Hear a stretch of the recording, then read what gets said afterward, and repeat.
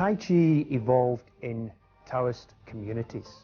And Taoist communities normally were in quite remote places. So one example is Wudang Mountain. Wudang Mountain is a set of 72 separate peaks bestriding 3 or 4 different provinces, Sichuan, Hubei province. And in these 72 peaks there are nunneries, there are monasteries, there are shrines littered all over the place. And the founder of Tai Chi, Zhang Sanfeng, he spent some time there.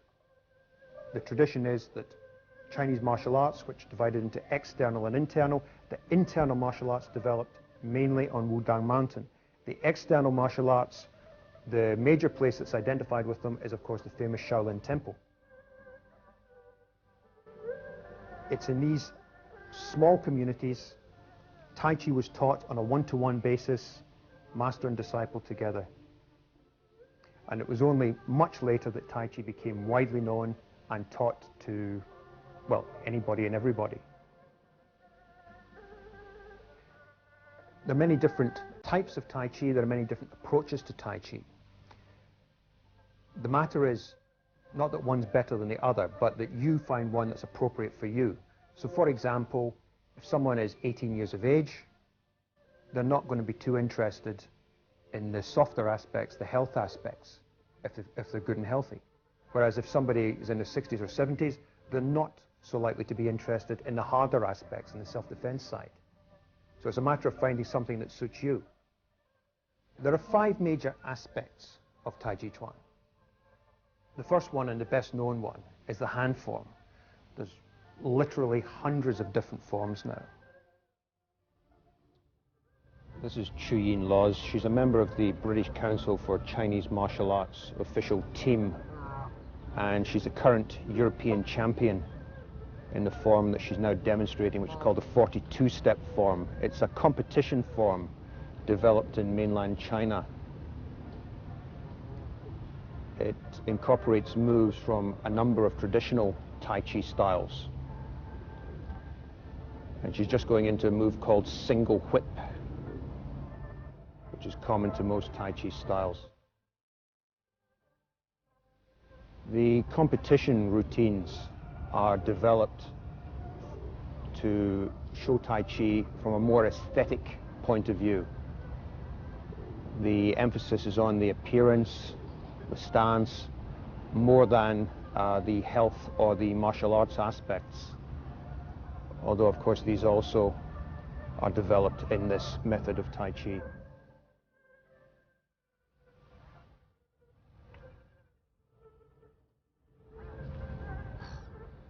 Okay, this is Sue Conley. She's a member of the Tai Chi Union from Great Britain. It's originally from Hong Kong.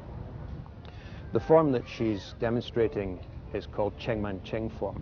Cheng Man Ching was a very famous teacher. He was based in Taiwan. Originally, he was a calligrapher, an artist, and a Chinese doctor. And he was actually the painting teacher to Sun Mei Ling, who was the wife of Chiang Kai-shek. So he was a very famous gentleman in Taiwan.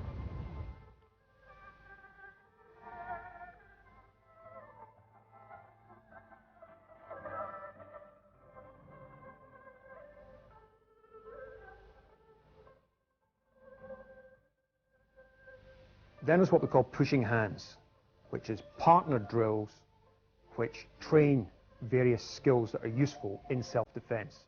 Now, those partner drills can be training footwork, they can be training balance, they can be training coordinated movement, many different things.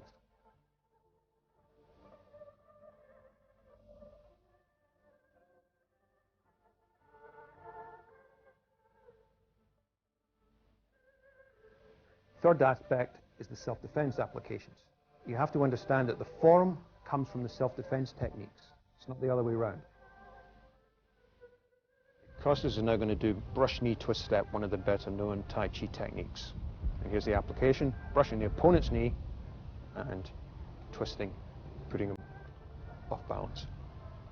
The next aspect of Tai Chi is the weapons. There are 3 traditional weapons. There's a saber, there's a spear, and there's a straight sword.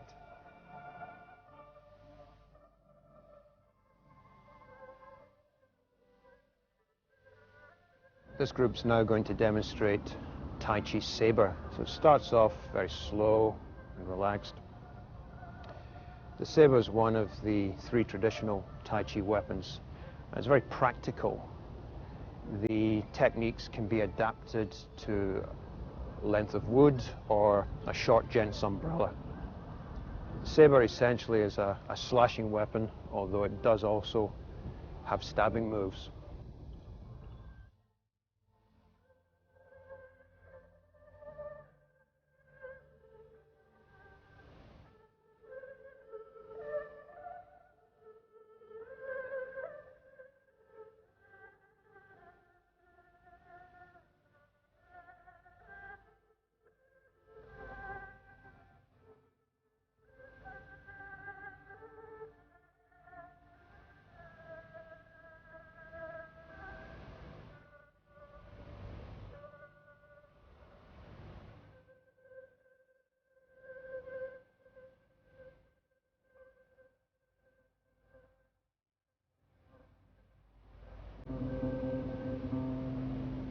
In Chinese martial arts, they have a saying: spear, 100 days; saber, 1,000 days; sword, 10,000 days. So it gives you an idea of the degree of difficulty of each of the weapons.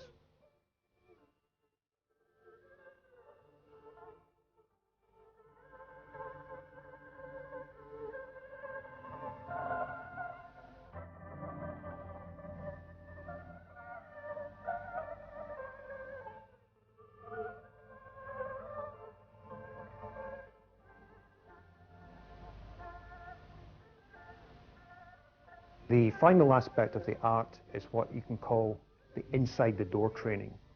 The major side of the inside the door training is what we call the nei gong. Nei means internal, gong is some kind of training or skill that requires effort. Philosophy behind Tai Chi is essentially the Taoist philosophy of yin and yang. Change, but not just change, changing at the appropriate time and in the appropriate way. So for example, one of the old writings on Tai Chi, the fighter's song, says, if the opponent doesn't move, I don't move. As soon as the opponent starts to move, I've already moved.